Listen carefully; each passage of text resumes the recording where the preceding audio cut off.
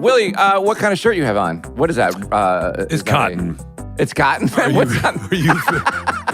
What's on the front? It's a thing. It's a rooster. No, it's not. It's a Liverpool Football Club. Oh, what does mine say? Yeah. And yours says out of office. Yeah. Where did you get that particular freebie? I used to work at Listen, I can't wait to hear this, but let's do an older SmartLess first. Welcome to SmartLess. SmartLess.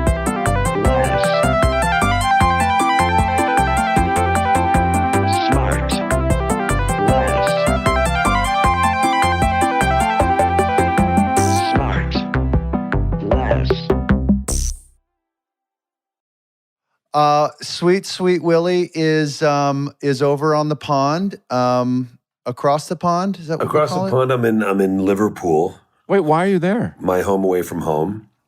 I'm doing a little thing with the club. Oh, I didn't know that. With our friends at Tommy Hilfiger. Shout out Tommy Hilfiger. There it is. We've got it. And was it ever Thomas? When did he go shorter with it? Have you asked him? I haven't asked him. I'm gonna have dinner with him later. And well, it sounds like a perfect opportunity. Which is why it's gonna be.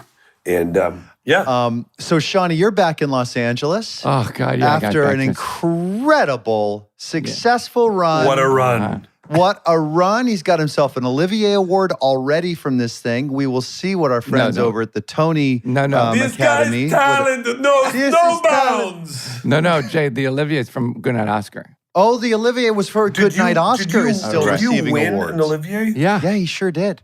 No way. Yeah, isn't that crazy? But Shawnee, so we haven't started the award circuit yet for the Unknown. It's called The Unknown, but you can't because it's off Broadway. So Off Broadway has no awards. It does, and I got nominated for the one that they do, which it's called I forget what it's called, but is it called Off Tony? It was very nice. It's Off Tony, yeah. Are they called the Tinnies? The Tinnies. And let me ask you a question: if you're off Broadway, do you need to go backstage and say hi to people, or? No, you do not. You do not have to do that. But Sam Rockwell, your ears must have been burning. Sam came backstage. I know you're working with him. Sammy Rock and Roll. He's so nice. He's the best. Yeah, he's so sweet. Yeah.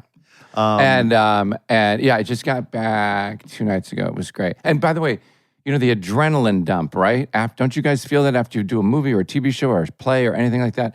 When you're done, you're just like, oh man. And usually you get sick because the body knows it's now I can be ill. Right. But you came back and what was your illness? Just basic nausea from all the saturated fats that you I ate so much. I on the plane back, I had ordered everything that I could. You order food on the plane? Yeah, all the time. Yeah. Is it like a menu? Yes. There's the chicken. I'll have that. I had the chicken, the beef. I had a hot fudge sundae. You can't order 2 entrees on a flight. Yeah, you did. And I had like 3 pretzel rolls. I was so hungry because I hadn't eaten in 3 months because of the play. I lost all that weight. Anyway, who cares? Wait, Ready? Why didn't you eat during the play? Because it's the whole thing I told you. You have to watch what you eat, when you eat, and you can't eat before a show because of acid reflux, and then you can't talk because then you're constantly clearing your throat. It's just like a whole thing. Well, where does the spaghetti bolognese with a side of Swedish fish fit in? So that comes after. Got it. After when I get home, after like I texted you guys a 2-show day. I'm like, I'm done. We saw the pics, man. Yeah. You don't think the acid reflux would come from a midnight bowl of bolognese? No, because I stay up long enough for it to not happen. 6 or 7 hours.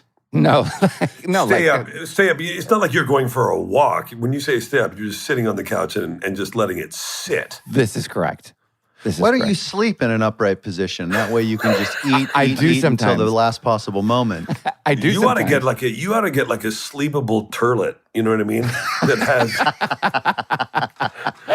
like thing, and then you could be. Sure. Yeah, remember how like in Clockwork Orange he had his eyelids taped open? Yeah, maybe you do that with your valve. You know, you can just a tube right in there with bolognese, and just go right to sleep. Guys, my guest today. Why don't you just throw it in the toilet and cut out the middleman? You know what I mean? Throw it in the toilet. I hope your guest understands your dark, offensive humor. He loves it, actually, which is good. Okay. Yeah, my guest couldn't speak until he was almost 4 years old. We're going to learn about that. When he finally did, he says he sounded like a member of the Soprano family. His mom was chief medical officer at the New York City Fire Department. She survived the collapse of the South Tower on September 11th. Oh, my God. He once went through 12 dumpsters looking for his wife's lost engagement ring. They named their son Cosmo. He co-owns a decommissioned Staten Island ferry, which he has called the single dumbest purchase of his life. Please welcome the longest-serving weekend update anchor in Saturday Night Live history. Got it. It's the hilarious and charming Colin Jost. I think I got it first. Colin Jost, reveal yourself. Michael Che. I got What's it up? first. Michael Che here. Hey, how's it going, guys? What is up? What is What's up? up, guys? That was really, I loved hearing that you guys Rundown? setting up That can't there. be true. Right, That can't be Really, true. I learned a lot about you guys. Yeah. Oh, you're, by the way, All you're of in, it's unsurprising. Right? you're in your office right now. I can tell by the ceiling. Yeah. Is that true? Yes, these are definitely asbestos ceilings that are still here. At SNL. Those are the kind of ceilings that you could stand on a chair, lift up one of them, and hide stuff up there. Put the square right back down. Like Definitely. you could have. That's Wow, no you country watch for a lot old of men. movies. This type one you stuff. see has a large stain of some kind that's Yes. been here since before I moved in. Yeah, something up there is leaking that was hidden. They came to the SNL offices like 5 years ago, and they said, "Listen, over the summer, you got to clear stuff out. We're removing asbestos from all the offices." And I was like, "I've been in this office for 15 years. Like, No this way. Is too late. This is way too late." Really? Yeah. Wow. They just found that out. You ought to call one of those commercials that come on late at night with those doctors. You should join a class action. I mean, well, I have that, and I've got my vaginal mesh that I've got to call about too. No, you're Yeah. kidding. Is it? Yeah, is it what's the separating? progress on that? The mesh is separating. Yeah, the mesh is. It sounded great at the time. He's like, "You want to do this vaginal mesh? Sounds so Yeah. cool." But then, Right, of course. Yeah. Tell me what is just by the way, what is vaginal mesh? Yeah. By the way, I wanted to ask too, but I was afraid I didn't know.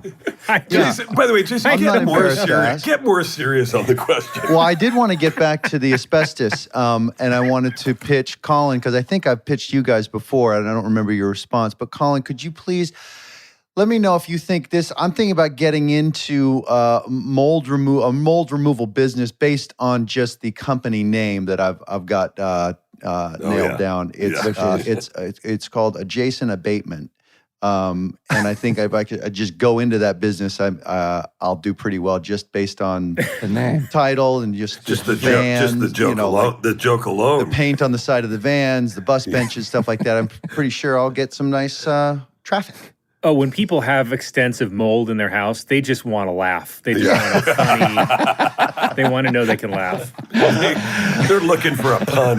Honey, I hope we find some mold because I just want to call it Jason Abatement. That's good. By the way, I've never heard that. It's pretty good, right? Colin, thanks so much for doing this. You're being here. Thanks for Thank having you. me. Colin's Yeah. a busy. What is it? Thursday night. This is a busy time for you. We're off. We're off this week. I just came here because I was doing something nearby, and it seemed like a good place to. It's so quiet here. Well, that doesn't sound shady. Doing something nearby. I was doing something nearby. Edit that out. Are you bugging Lauren's office again? Not in a way he would suspect. Have you seen the new Lauren documentary? I did. We went to the premiere of it that was at Lincoln Center last week, and Yeah. have you guys seen it yet? Or No. Yeah. I Good. want to. I don't think it's out it was yet. very. It was funny. There's a lot of people in it are really funny, and I found it kind of moving. I don't know that I even necessarily learned anything about him. In fact, Right. in some ways he seems less known having seen it, but it was I found it kind of moving because he is very much him, and it felt like it was in his voice weirdly. I don't know. Yeah. I love that he finally allowed somebody to like kind of dig in, right? Yeah. But I think the thing that people don't know about Lauren, and you can attest to this, Colin, is that Lauren's really funny. Yeah. Lauren is Very really, dry. really funny. Yeah. Yeah, and he is funny in it. Like he's funny in it, but someone will be talking about an idea on a whatever Friday night and pitch something, and he'll just look at them and be like, "Idiot!" Like he'll do things that are very out of character, and always very surprising and funny. But it's fun. He's funny in it, and he lets them go to like his house in Amagansett, his house in Maine, and you see like not like all the inside of the house, but like you see why he goes to those places to kind of escape and be in the woods and be in nature. I was surprised at that. Yeah, he seems very kind of when I worked there or when I did the show 83 years ago. He was always he's scary if you don't know him, because he's a little off-putting. He doesn't speak much, so you don't know where you stand with him. At least that was my. Yeah, he's kind of reserved until. What if Colin's just like, what are you talking about? He talks to everybody. Like he talks to everyone. He's never. Did he not talk to you? He's like the most outgoing guy. He's like one of the most. Ton of jokes and backslapping. You got to slow him down. He's so hilarious. Colin, I think the first time we ever met was only last year at Robert Downey's birthday party, right? I think. Yeah, that was I think the first so. time. And you were so kind enough, you remember this, you mailed me the form that you have to fill out to get a face mold on Saturday Night Live. You mailed it. Do you remember mailing that to me? For Louis to get it to do with Louis? I don't know, but it was like a format with my Polaroid on it and all my measurements and my head measurements to get like a mold. And you just sent it to me. I was like, oh, that's so nice. I happened to see this. I think Jody, who does all the wigs, and Louis does. I think they had all these things and they were kind of getting rid of them. And I was like, wait, some of these are. I'd be cool. Like they're also some of them are historic and everything. It would be cool. Yeah, they're cool. It's cool. It's like a cool memento to have. And did you go ahead and get the face mold measurement, Sean? Yeah. And did you have a couple of spares made up of my face? Yeah. Well, just walk me through. Could we? Let me ask you this: could Jason and I make masks and go as you for Halloween? Or if you wanted to scare the shit out of or just target practice and stuff like that. Why were you excited about pursuing a face mold? Well, you have to. You did it. You hosted Staten Island. Didn't you get a face mold? I don't remember, and I don't think Doesn't that everybody, I would Colin? track down the information on how to get one myself. It's a horrible so process. Indignant. It's unbelievable. God. Yeah. I don't know what you goes have to on get over one. there with you and Scotty. You probably did it, and you probably blocked it out because you can't breathe. You're it's breathing through claustrophobic. just straws in your nose because your mouth has to stay steady. Yeah. No, and it's very claustrophobic. And But did you got information from Colin about how you can go ahead and get another face mold of yourself? Or, yeah, well, all that information's on the form that they make for you. Yeah. right. So now I have it. Anyway, let's move on. No, So, we're not going to. This is- Now you have it, and that's a great thing. yeah, why not? Just in case you might want to make a face mold of yourself. Unless my head is shrunk or grown or something, it should be the same, right, Colin? Oh man. no, you got to get a new model every 5 years. By the way, right, Colin? Like as if Colin fucking knows and/or gives a shit about how this process. He keeps tabs on me. He just found a piece of paper and he was like, "Here's the person that you should talk to." He's not invested. No. Then I went back to the files. I compared. I was like, well, these measurements are a little off from the last time. That's what I'm saying. All right, so Colin. You know the famous thing about Jeff Daniels got it done, right? When he was hosting. No way. And they set the mold in the wrong way, so it stuck fully to his face, and he was stuck with just the straws in his nose for like hours, and they had to chisel it off of him, and he had like all this sort of scarring, not scarring, but like almost burns from it, and then had to host the show. No way. Yeah. That's a fucking nightmare, man. You could still sip Coca-Cola through. Like he could still drink something. Oh yeah, so he was fine. But yeah, don't worry, Sean. You can still taste of Coke. Yeah, you can still have your sugar sodas, Sean. Yeah. Don't Sean's worry. like, has anybody ever put Swedish fish in a blender? What's your go-to tackiest awful snack, Colin? What are you ashamed Yeah, that you you look like still you keep eat? it pretty tight. I'm fine. I don't eat great. Like I don't have any discipline to eating and drinking, but I'll eat Swedish fish actually at SNL because there's like every Tuesday when there's a writing night, they used to come in when you're up all night and just pour a pile of candy, like cover the entire writer's room in candy. And so I would have all Tuesdays I used to, eat candy all the time. And then being up all night, there was one time in Lauren's office Wednesday after the table read where I was having like heart palpitations. I have that in my thought I was notes. having a heart attack. Yeah, I thought that was from stress or something. It was a combination of stress, not sleeping, and also having all this sugar. And I thought I was having a heart attack, and like called the doctor in Lauren's office. And was it AFib? Do you know? Paddles wants to know what it was. Well, Jimmy Kimmel calls me Paddles because I've had so much AFib so many times. It was not. It was not. It was just a. Yeah. It was like probably a panic attack essentially that was brought on by not. But you sleeping. haven't had one since. No, the doctor I went to is like, you gotta try to sleep a little, and you can't have sugar all night like that, or I was like, whatever. Sugar doesn't make you. Sugar makes me so tired. That sugar peak and then the crash. I go right to sleep. Doesn't affect me. I can run or sleep. It doesn't matter. Here we go. But then I was just at an age where I was like, it didn't matter, and then it caught up with me at some point. I was like, Colin, wait, talk to me about this. I found this fascinating. What do you mean you didn't talk till you were 4 years old? What does that mean? And then I read that it wasn't Tony Soprano that you sounded like. Because I was like, oh, he must have compared himself to Tony Soprano when he opened up his mouth. But what do you mean you didn't talk? No, I said Carmela Soprano. Carmela. That's right, Carmela. Like I just videos of me like trying to like sell a bike that I had. That's like, yeah, it's pretty good. It's got 2 wheels. You can get on. It's got brakes.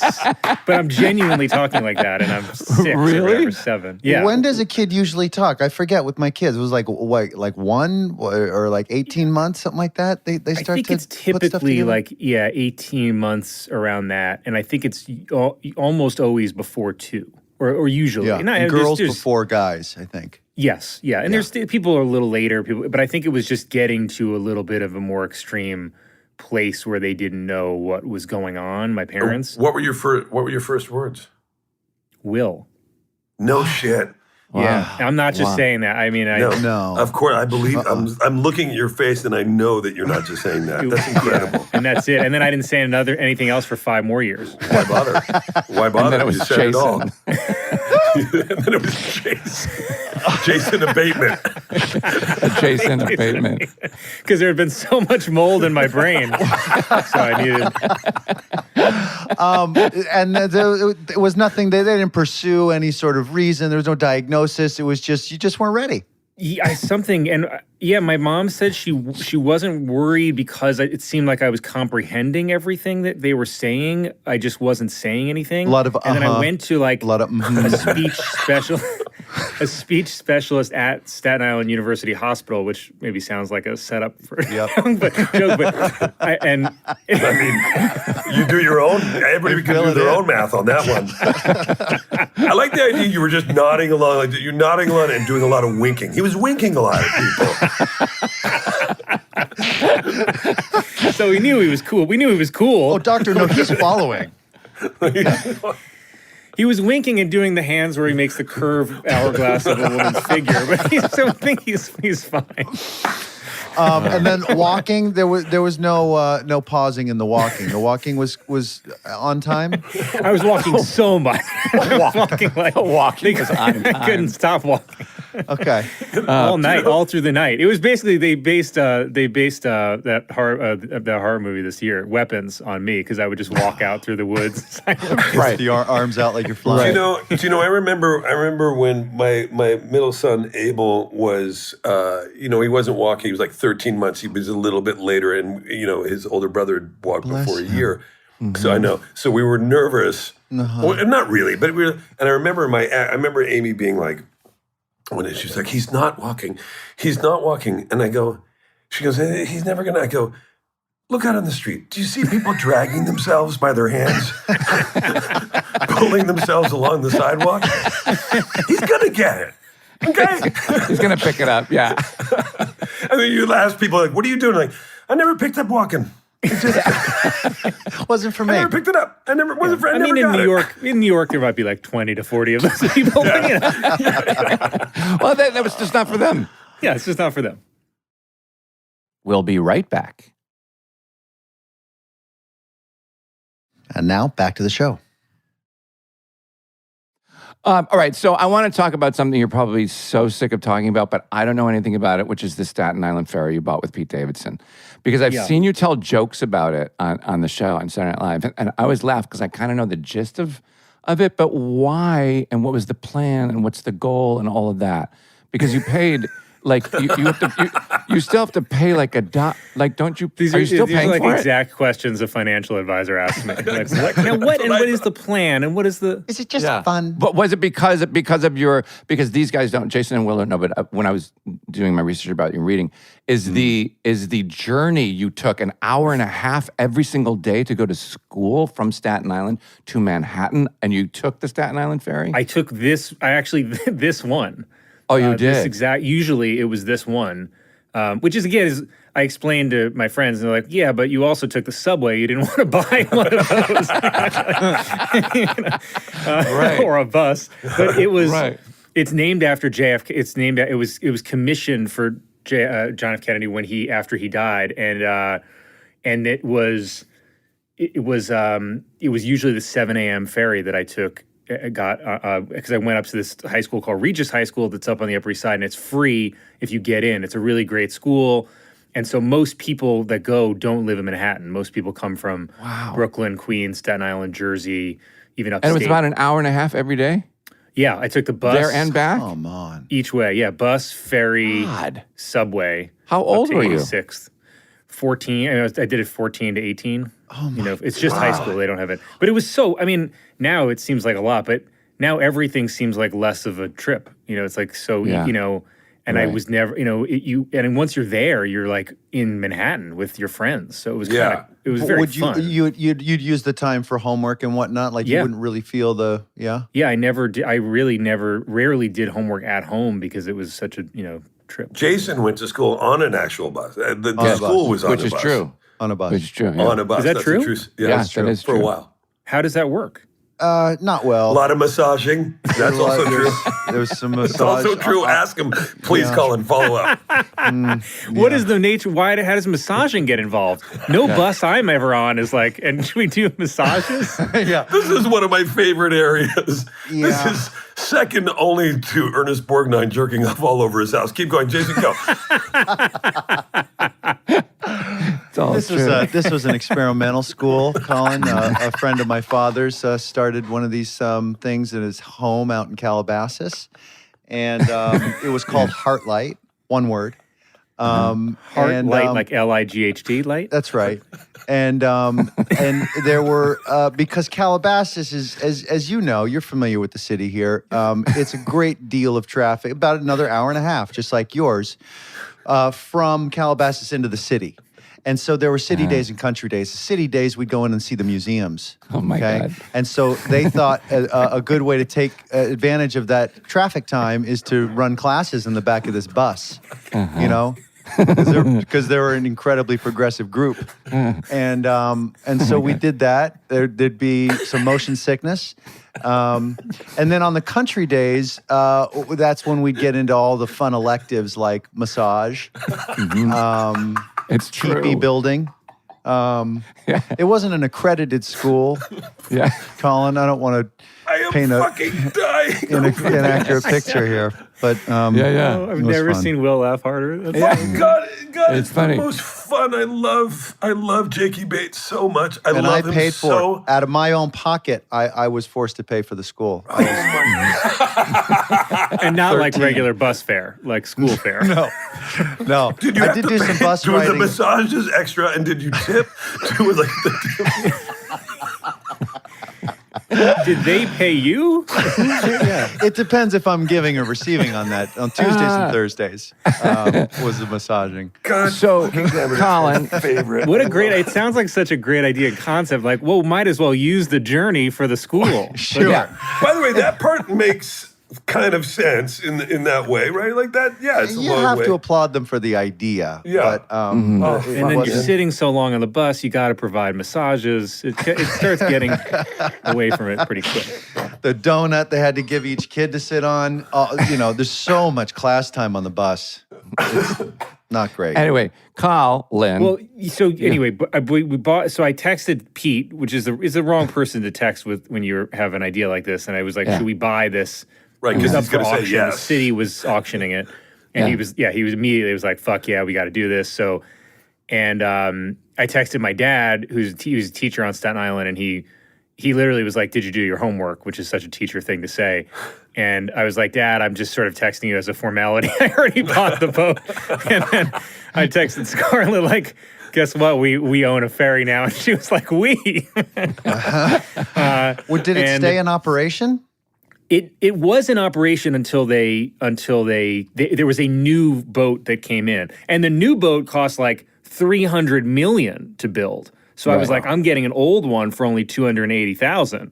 Right. This is a deal. That's all the ferry cost was $280,000? Yeah, and I thought I was thinking in a real estate way, if you put it somewhere, it's 70,000 square feet. Oh my So I was like, gosh. if you put that on a dock in Manhattan, you've suddenly got basically a building on the waterfront. Party space. And on that square was footage that the pitch value, to Scarlett? That could be a school.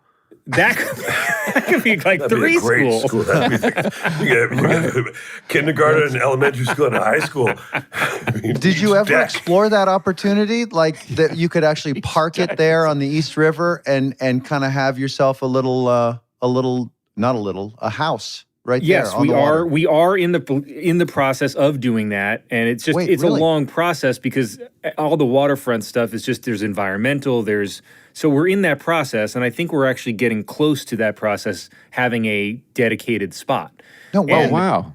Yes, which I joke about it a lot, but it is, and we've done some events on it where we really have already made back the money we've invested and the money we've spent on stuff to dock it and all that. So it's very misreported that it is some sort of crazy money pit. Hey man, I'm not your dad. You don't have to prove it. It's going to be fine. It's going to be fine. Wait, is this a good financial sign where you're like, it's fine? It's fine. what's going to be what's a home run? What's the goal with it? Once Yeah. it's parked there? I think the goal, a home run for me is like, it's a thing that could be used for an event space, but also has like an everyday purpose of like, Two versions of it to me are like it could be an operating entertainment like club, like a place where you can go, like you can have parties or there's regular parties on Bottle it. service or whatever. And then like growing up in Staten Island, I went to this place that was called the Great Hill Swim Club. That was like a swim club where people would just go and the kids could all hang out, the adults could hang out. And I could imagine creating a place like that that's not like a weird fancy members club, but is actually more like middle class in Manhattan. And you can just pay as you go. You can go pay to use it. Yeah, and you play it, and like there's a pool on the top and a diving board off the It's a great top idea. and you have these Sure, crazy you can just views. dive into the East River and enjoy yourself. Really enjoy yourself. Really swept down into out You're to really sea. pitching a swim club on the East River? Yes, but a pool on the roof deck. But the pool, they're not diving swimming. board into the pool, not into the It's river. like a cruise ship that doesn't leave. A cruise ship that doesn't leave, but for families, and it would be actually a great, like people would spend summers there, and then it's also movable. So then half the year would be Miami, and it would be you'd have that in the winter when it's cold here, and you'd have summer there, and I think And then it could be a move great to thing. Miami. Now I'm seeing the Carmela Soprano in you. This is your picture. Then we And go to we're gonna Miami, move we to take over the High Lie racket. Oh my God. So I gotta would say, you- I'm kind of sold on this, Colin. You kind of got me a little bit. And then you'd have weddings and like people already want to rent it out, and we will do. We've done it a couple times, but we'll do it when we have a permanent spot. It just makes the economics way better. Yeah. Yeah. And this is all about economics ultimately. Obviously. Sure. And then you registered in Liberia. What's the Yes, we're very open to pirates. If anyone wants to know, I can't wait. I'm going to approach it on a Zodiac with a mouthful of cat. QAC. are we? I feel like the cat used to just fall. Have you been doing any recently? I feel like we've not. What is cat? What is Fallen cat? off. Well, It's the cat. It's like a plant you chew that has like almost a combo of cocaine and hallucinogenic. QAT? It makes, Yeah, the thing I QAT, read no. about it, that it makes you, it's the phrase I read was, it makes you immune to atrocities, which is such a great description. Well, I think they use it a lot. There was a lot of usage of it sort of in the Horn of Africa, right? Am I right Yes. about that? And a lot of, they accused a lot of these pirates of who would go and commit piracy of chewing on it, and it makes you just do crazy shit. It's an appetite suppressant as well. It could give you, it's like a, Jason? Zempic-ish, This sounds like a fucking silver bullet. Where does one? Do you need to be on the southern tip of Africa to find it?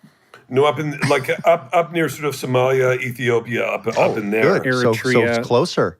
Yeah, Eritrea. Yeah, like right on the. It's very private. You see these huge bushels of it. It's terrific. I got a guy. I'll get you a number. Are you on WhatsApp? All right, Colin. First question for our guest today. Wait, Colin, let me take it. So, Colin, you go to unbelievable. this school. You go to this great school because you're really smart. Clearly. Say the school is Harvard. No, Harvard. I'm talking about the school he went. He Oh, took the that ferry one. to. Oh, sorry. Okay. For Regis, Regis. From It's a there, Catholic, yeah. Mhm. you get into Harvard, evidently based on your academic merits. I'm guessing. As opposed to What do you mean? I'm not a traditional athlete? Yeah, like Well, in your I- mind, well, he's I'm not a maybe he's D1 athlete great in at your mind? canoeing. You don't have your a name on a building is what I'm saying. That's true. Yeah. Yeah. So Not even on my own ferry. Right. So at Harvard, go ahead, Will. no, I was going to say you go take it over Harvard. Oh no. I was just going to say, you got involved with Lampoon, right? Yeah. Yeah, and then you wrote 80 pieces before you got one accepted. What's Yeah. so funny? Yeah, trying out for it. Tell me. And- I mean, there was a time, Colin, 5 years ago, where Sean got was nominated for best for best interviewer. interviewer on You any think the any follow-up from podcast Cat? anywhere. You Wherever think the you follow-up get from Cat podcasts, was he's the steep. best. The follow-up for him and his questions Okay, has been. and since that nomination, he's gotten tight. And he can't spit it out. No. You be quiet. No, because I wrote down a bunch of stuff that I I know actually you want to did, know. baby girl. You get it. Give him your best one. Take some time. Find the best one in there, and you give it to him. Well, wait. 80 sketches, none of them picked up, right? which I would stop at 80 2. failures. But I would stop at 2. Like you really wanted to be a. How did you get involved in Lampoon? Oh, that's so much better. I didn't know any. I question's didn't so know much better. about it. I didn't. Did you guys have any awareness? Like, had you ever heard of it? I mean, I had heard of the National Lampoon. Yeah, from the but I movies. didn't know what it meant. I Yes, didn't only knew understand the what movies. it was until I started knowing some of those SNL guys who'd come out of it, right? Yeah. So for Tracy, it is literally a magazine there at the school. Yeah, it's just a magazine that has been there. It's actually the 150th anniversary is coming up in like a week. So Wow. Crazy. we're going back like a bunch of like Conan and a bunch of people are all going to go back and for this thing. Which Oh, that's cool. But it just was like a student magazine, and then Like a precursor to kind of like something like The Onion or even like Mad Magazine, right? Something like that. yeah, and they started. People from there started like Spy magazine back in Yeah. the day, which I Yeah, never. remember that.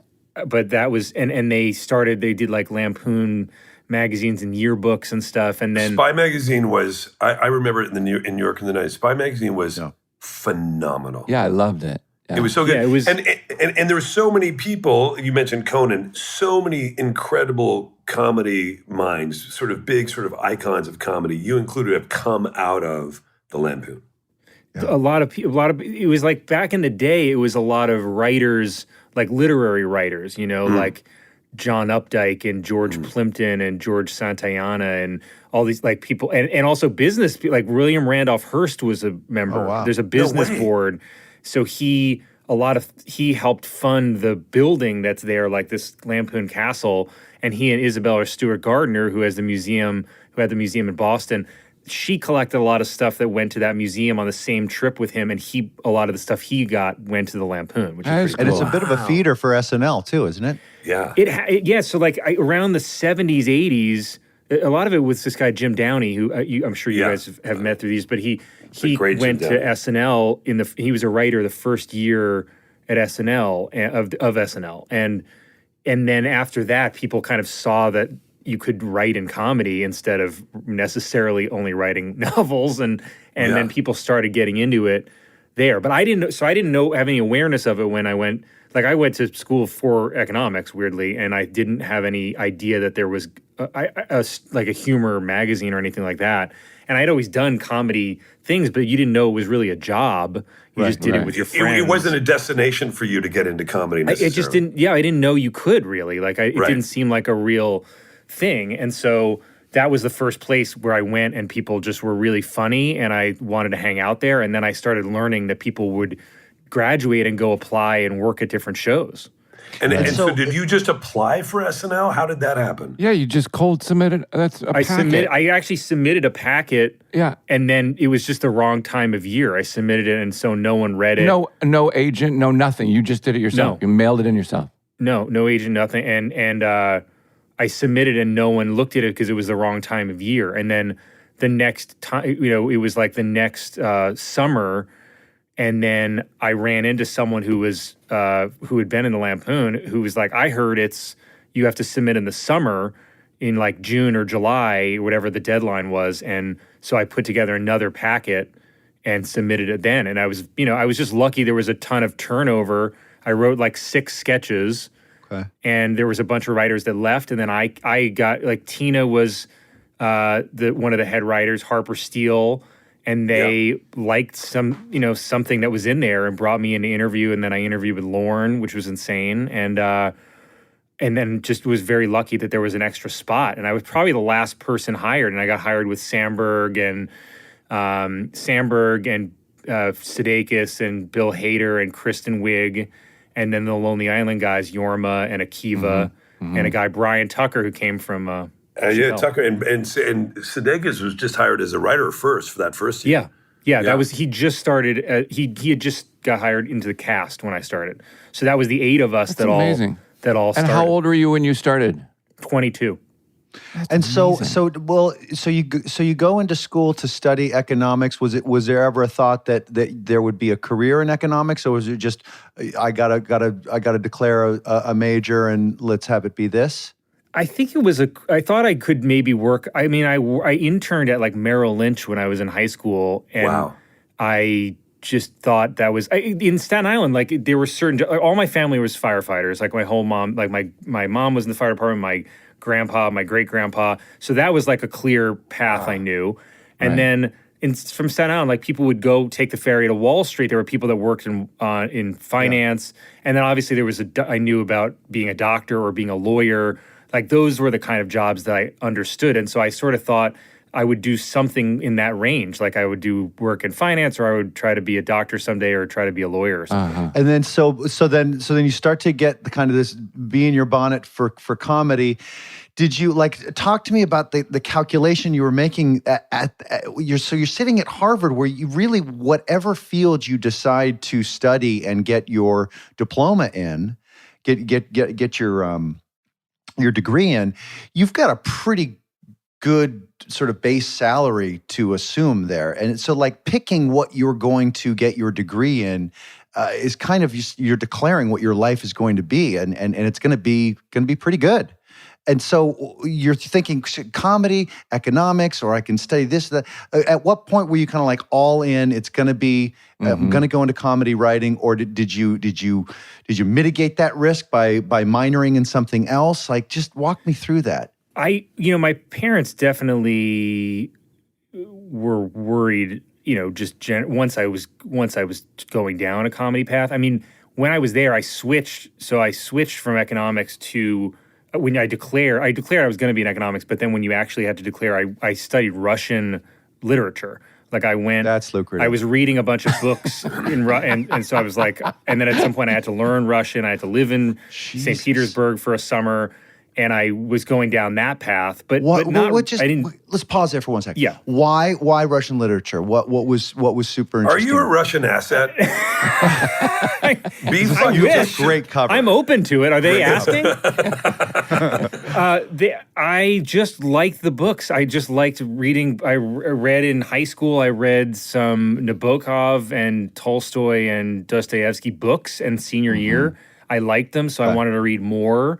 And then it just kept going down that line. Like I didn't have a plan for it. I certainly wasn't assuming it was going to be a career. Right. Can you speak Russian? I was, fluent in Russian. Wow. Конечно. That's Wow, crazy. that's awesome. Okay, all right. So then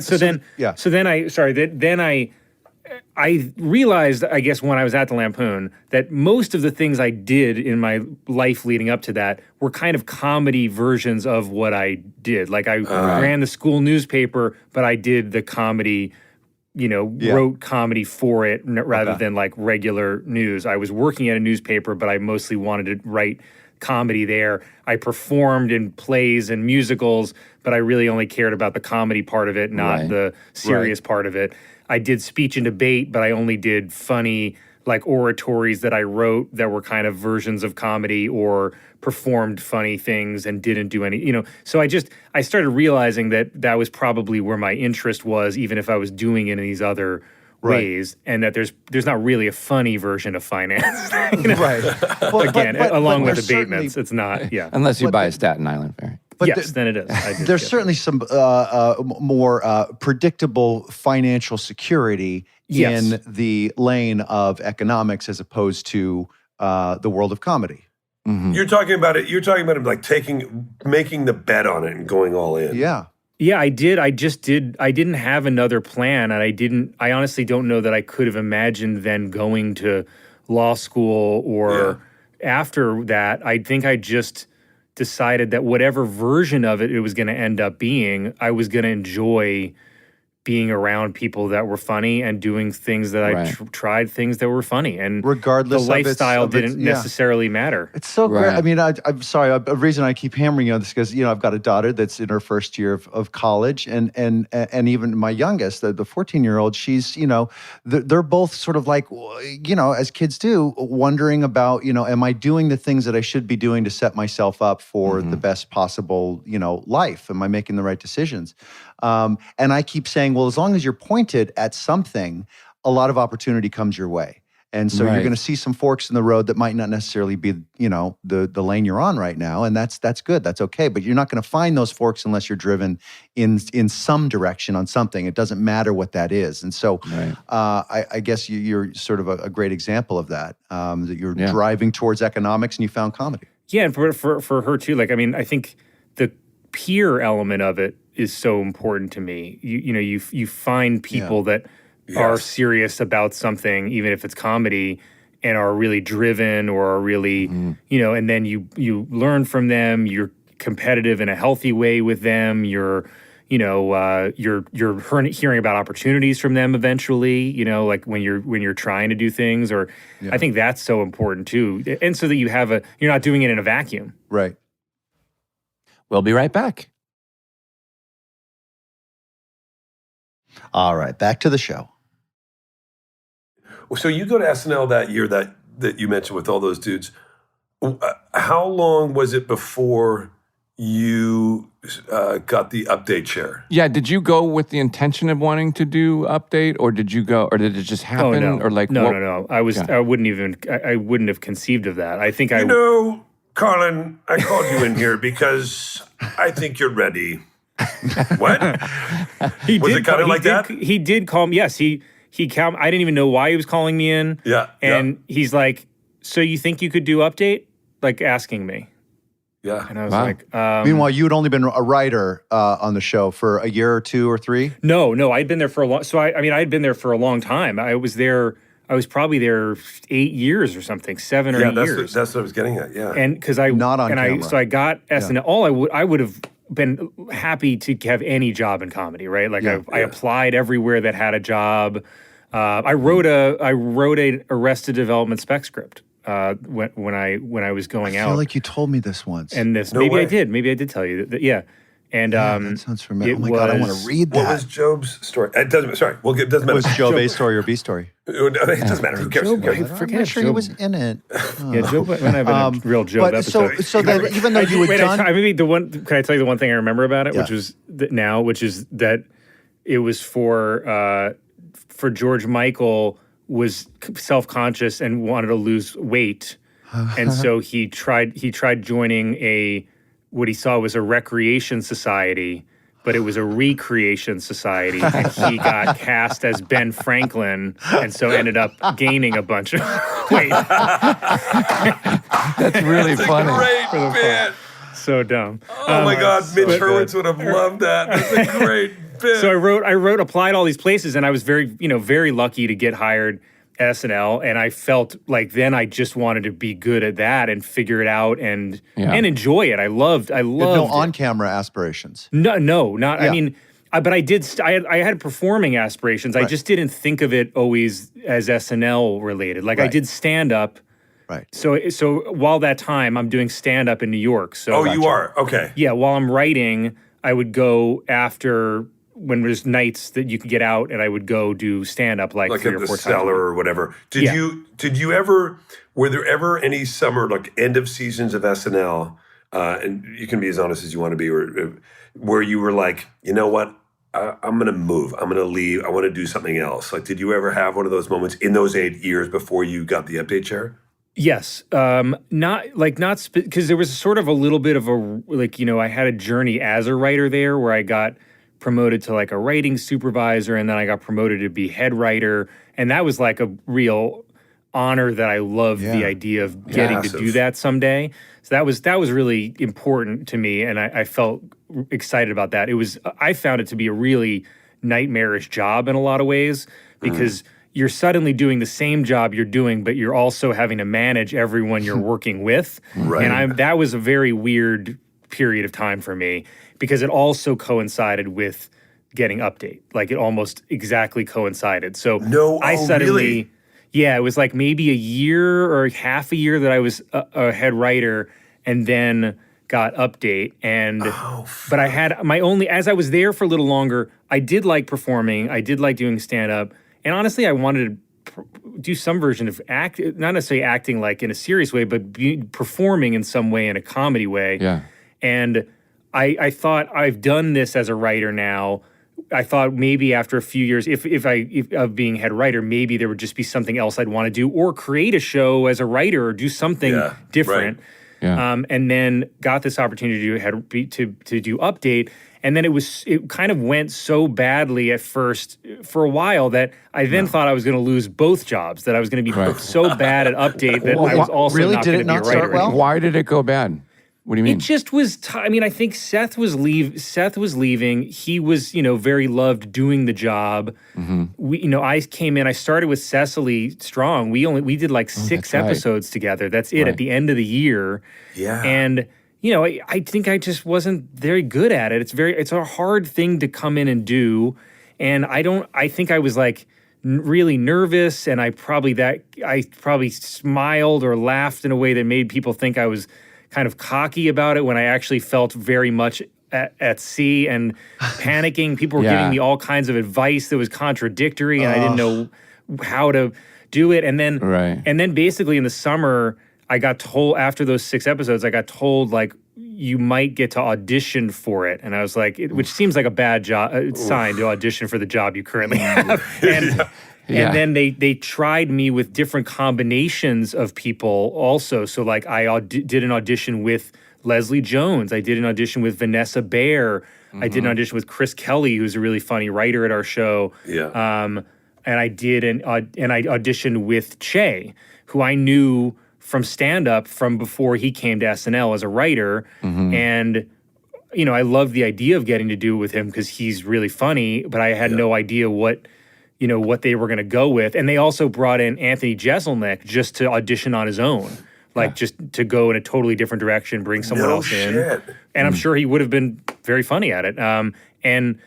And then they did these auditions, and then I didn't even know what was happening. And suddenly, so I was involved in all these processes of cast and hiring, and then suddenly I was completely cut off really from like all my friends for periods of time where everyone was probably nervous for me and didn't know whether I should do the job genuinely. Like not that they were being bad friends, just probably were like, I don't know if he's right for it.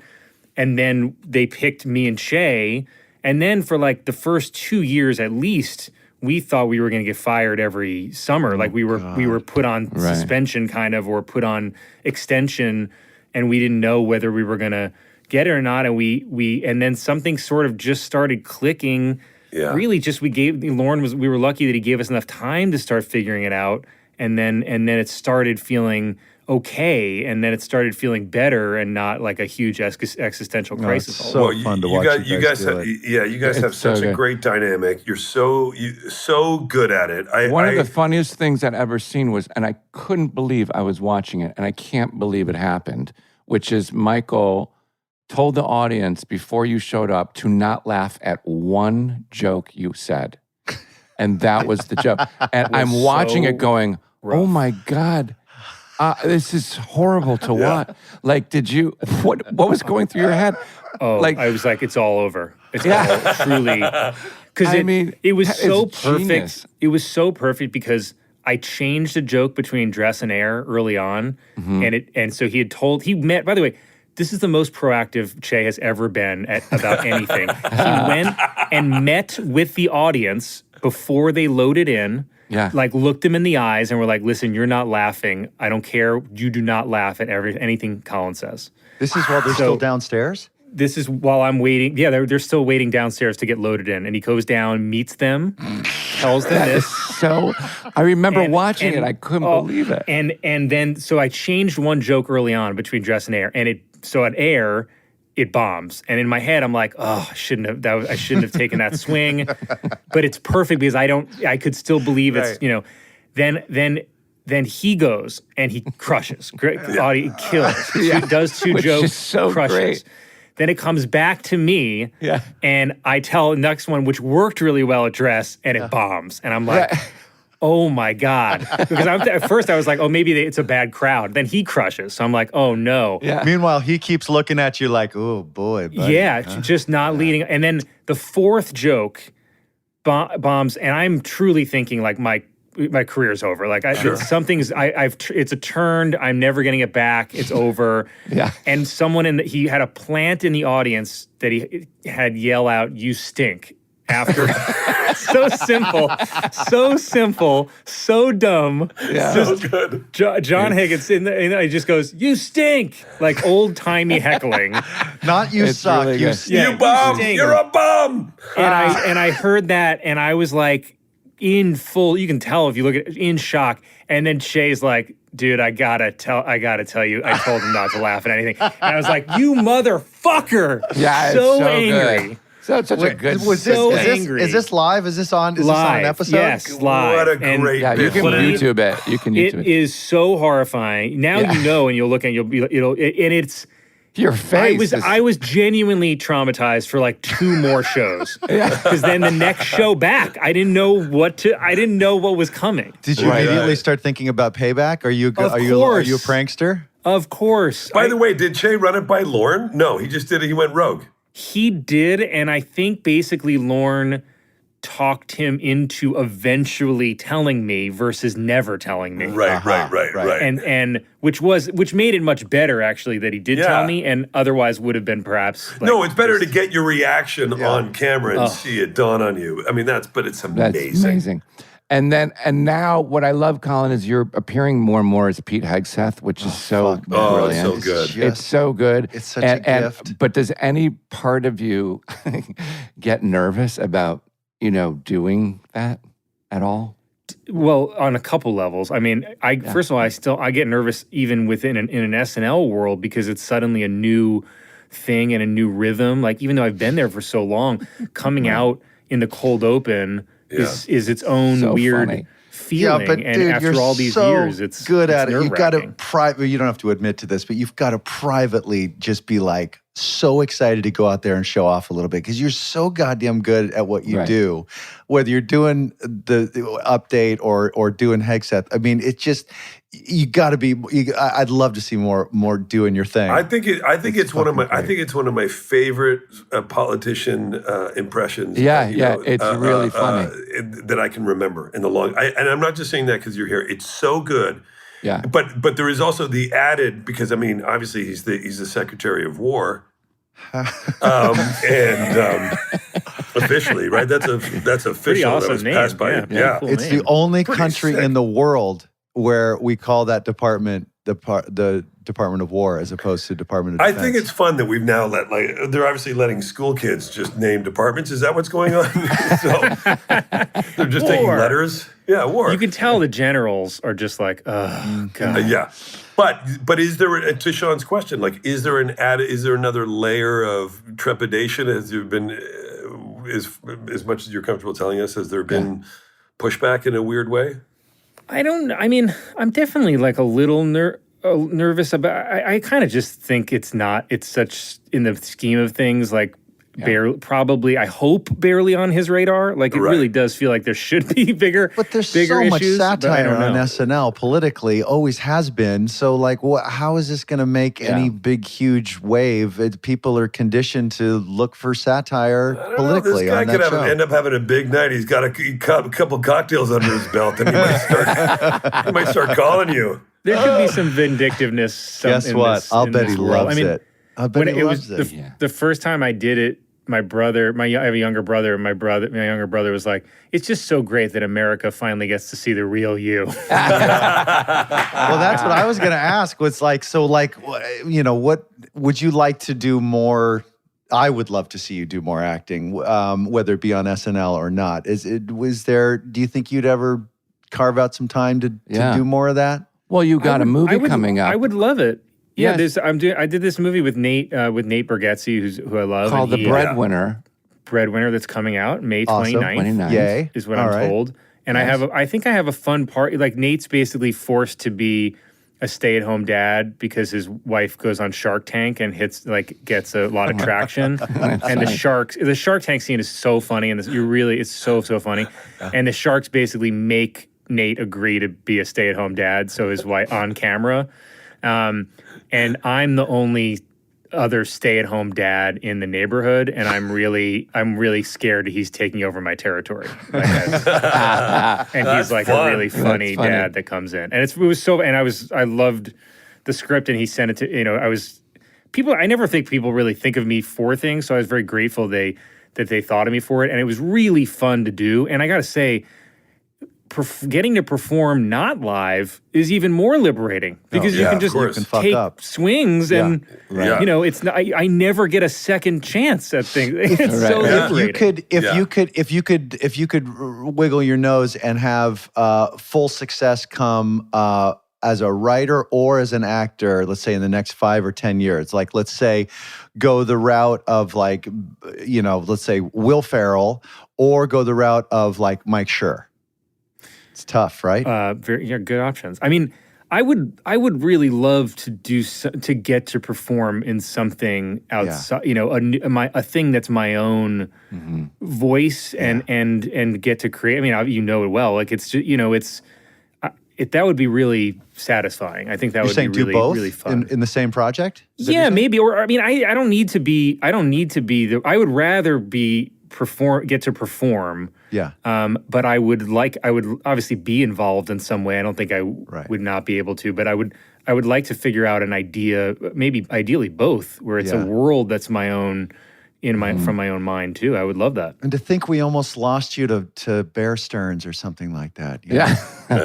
But be doing so much better. I could be long retired, really. Exactly. But what about you? Gone to Bear Stearns, it would have been a disaster. Let's be honest. Well, you could have become Dan Dees.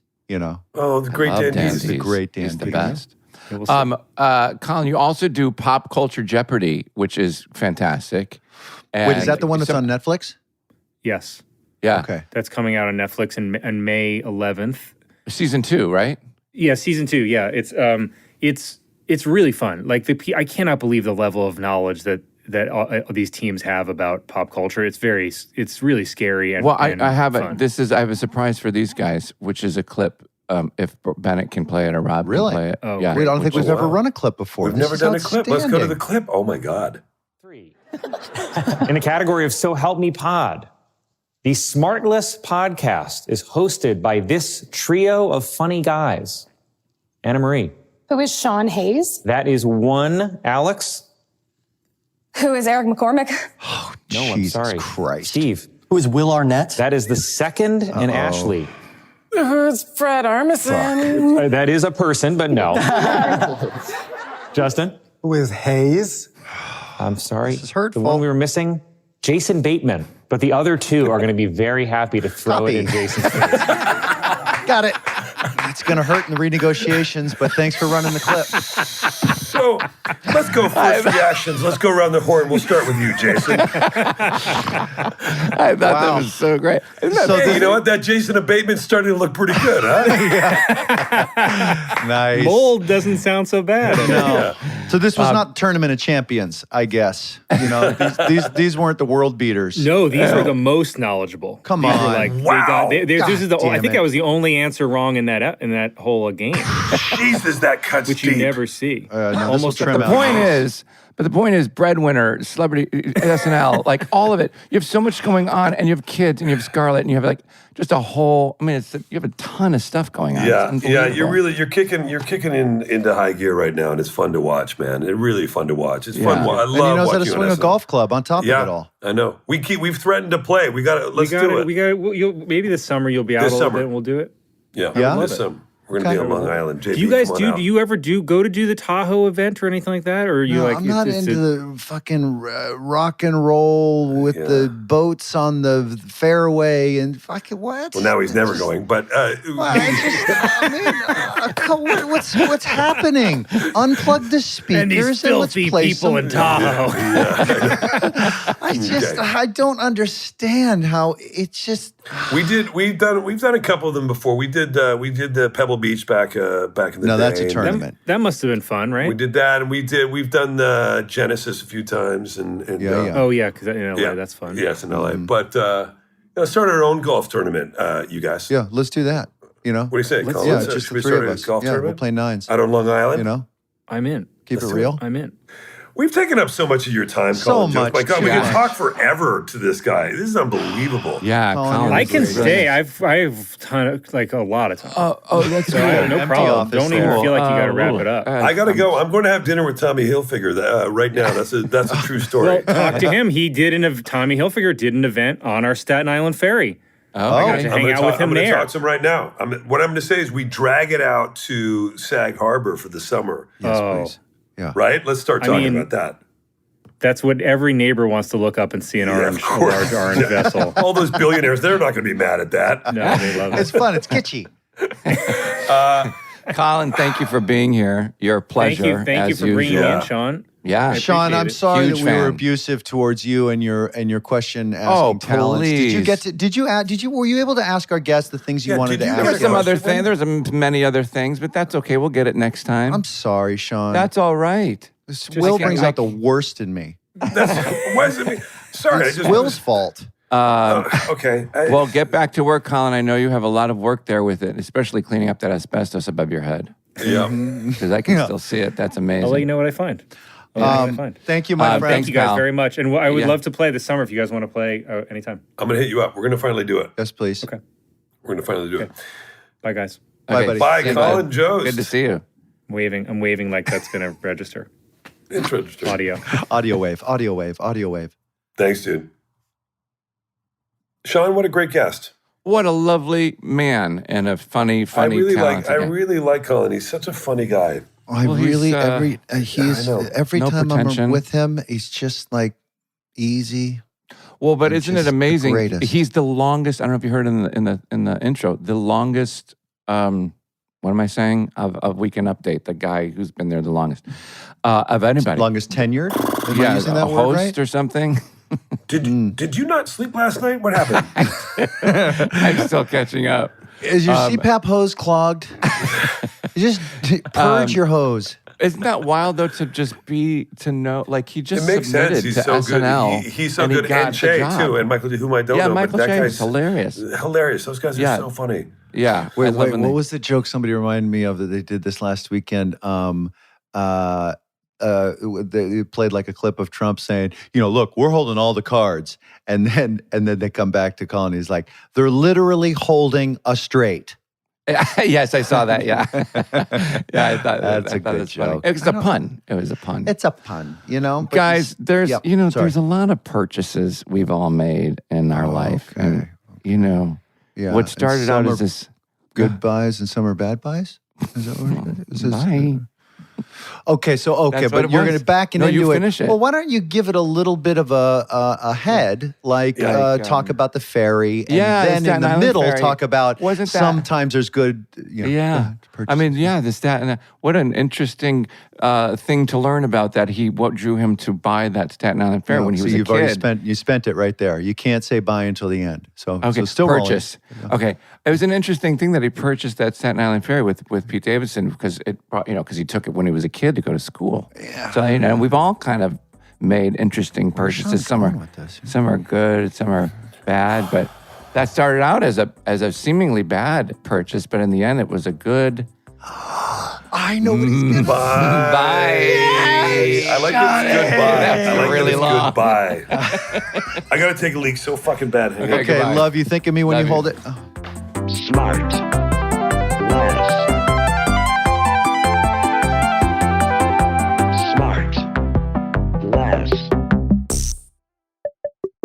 SmartLess is 100% organic and artisanally handcrafted by Michael Grant Terry, Rob Armjarv, and Bennett Barbaco.